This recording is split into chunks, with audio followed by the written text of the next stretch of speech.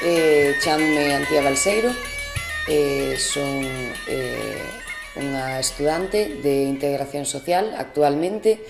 Tamén son activista da lingua, música. Desde os 7 anos, 8 anos, son gaiteira e tamén son pandereteira. O galego non foi a miña lingua materna desde pequena, foi unha lingua que si crecín con ela ao lado porque na miña familia se estaba presente, pero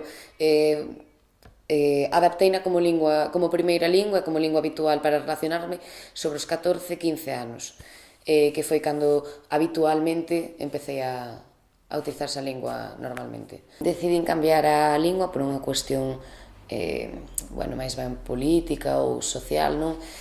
Consideraba que era unha lingua que necesitaba dun número de falantes crecente. En xeral temos esa facilidade de poder levar unha vida cotidiana en galego, pero só para cousas non importantes, só para cousas que non van facer das nosas vidas mellorables, non? Só para levar unha vida, para sobrevivir, pero non para vivir con dignidade.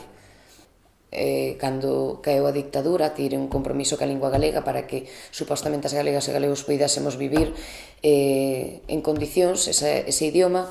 Normalmente non fan nada cando existen situacións de discriminación cara ao galego, porque sí que o galego é unha lingua moi minorizada. As administracións non solen facer nada ao respecto. De feito, hai moitos problemas cando os nenos e nenas son discriminados pola súa lingua.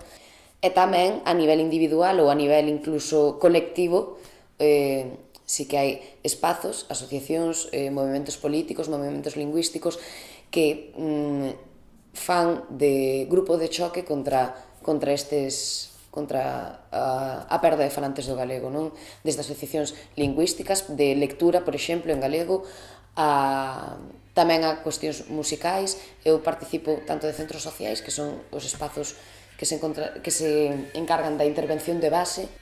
Considero que a través da música e a través dos distintos estilos que existen se ten feito un traballo bastante bon na recuperación do galego.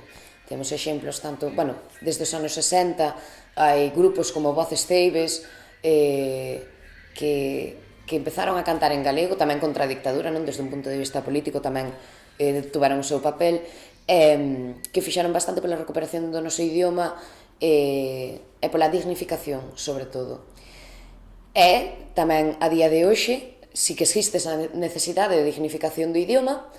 Hai outros grupos que non como Voces Ceibes, que era unha música quizá máis tradicional, si están traballando para a recuperación, están conseguindo chegar a sectores da poboación máis xoven que a priori non se chegarían ao galego ou non encontrarían moito problema na utilización do galego, e que agora mesmo están sensibilizándose.